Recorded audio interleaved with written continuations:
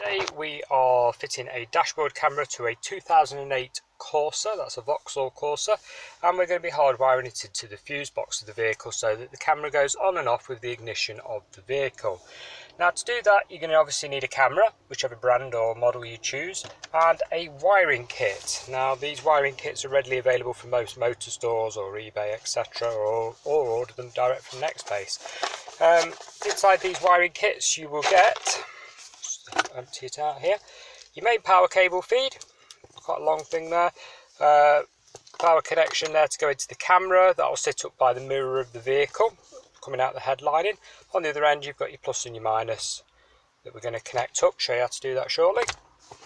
And you've also got interference filter that goes on the power cable, show you how to fit that, very straightforward thing to put on. Especially useful if you've got a DAB radio. If you've got a DAB radio you will get interference without that, so we'll pop that out of the way. And also we have, one's disappeared, two mini blade fuses, there you go. The larger size one, which on this vehicle is not used, so we'll put that to one side, and the more traditional mini blade, there we go. It's basically a jumper, so you can pull the fuse out of the fuse box and plug this into it, and then obviously replace the fuse you've pulled out into this gap here.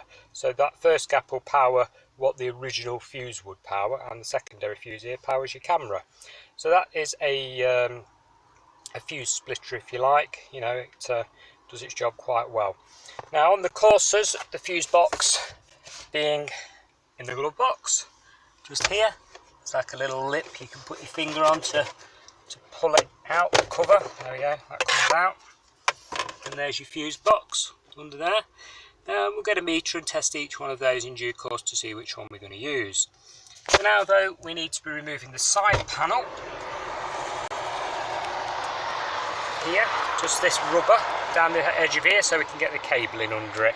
We're going to just pull it forward slightly like so to tuck it underneath.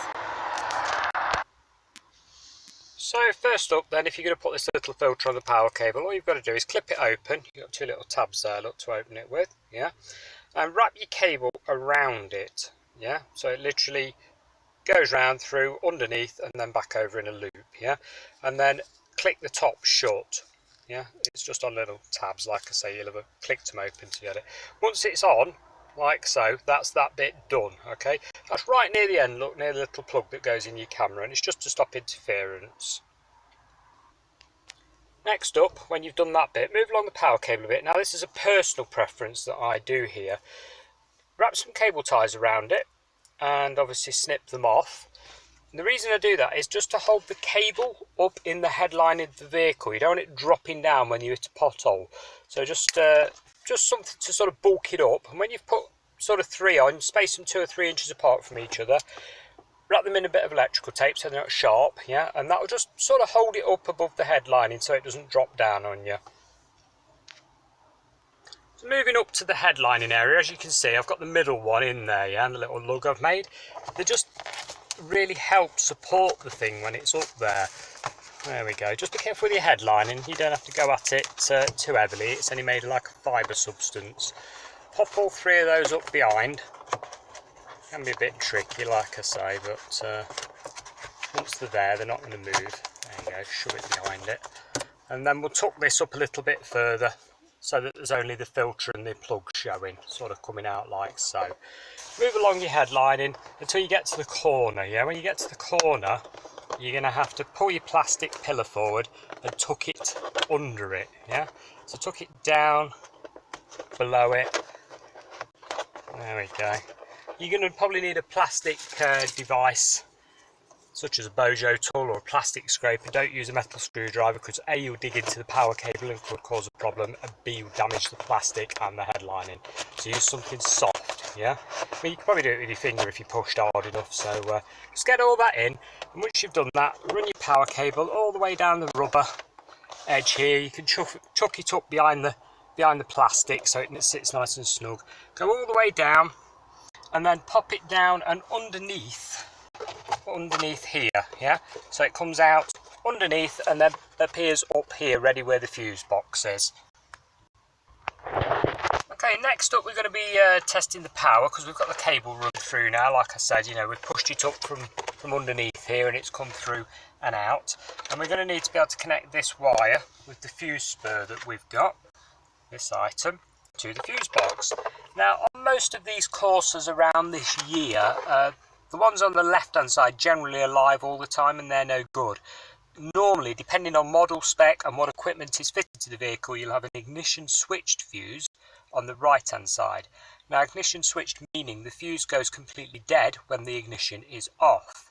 So like right now, for example, the ignition is off. If we were to test one, now bearing in mind I've done hundreds of these, so I sort of know which fuse to use. So we've put our probe on the 3 amp that's there. We are registering 0 voltage. Yeah, ignition is off, circuit is dead. So in other words, if you connect it to that fuse, your camera will be off when your ignition is off. Okay. Now if we put the ignition on, which I'll just do now, and test that fuse again. There we go, so we're touching the 3 amp. There you go, 12 volts. Okay.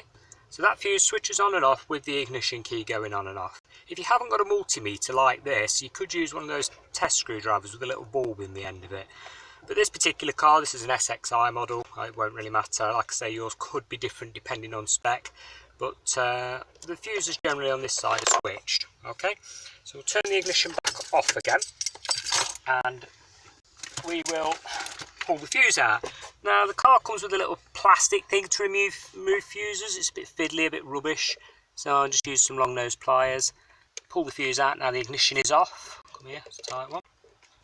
There we go. And all we're going to do with that fuse, pop that there safely. If you've got gaps in your fuse box, just remember where your fuse came from, because obviously you don't want to put it back in the wrong slot. Right, get your little thing there, your little splitter, and you're going to put this fuse behind this one.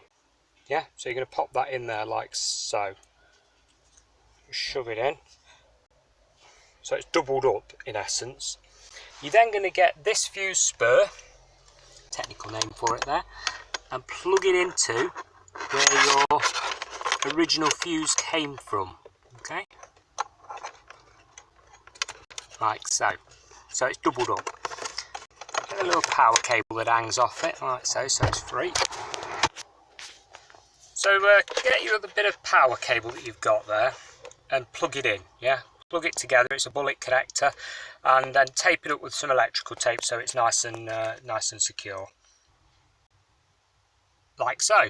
So it's all taped up and nothing can get in any bother. Your last wire to connect is your earth cable. Comes with this little spade prong on the end of it to fit under a nut or a bolt. Okay, now personal preference, I normally chop that off and put a ring connector on. It's just something I do, I've been doing it years. On the Corsas, nice and easy to earth. If you look under the fuse box, there you go, there's a star head bolt under there. If you take that bolt out, you can pop your earth cable underneath it. I'll go ahead and do that now and show you what I'm on about when it's done. And there we go, we've fitted our earth now. It's on the little E11 hex bolt there. There's my earth wire, look, coming off. You don't have to use this bolt, you can use any earthing point, it's up to you, whatever you can get to the easiest. But just bear in mind, like I say, this is an E11, you're going to need an E11 socket there, it's one of those type. But you can use any bolt, so don't worry about that. Right, now you've got this level of wiring done, before you tidy it all up and put it all away neatly, you're going to need to power your camera up and make sure it's switching on and off with the ignition. So before you go any wiring tidying or anything like that, just put your key in, put your ignition on, camera comes on, little blue light there, and you should get a display. There we go. Battery indicator there, showing a little red symbol, so it's charging. A bit fuzzy there on the camera, sorry about that. There we go. So that's charging, yeah? Turn the ignition off again, so it goes dead.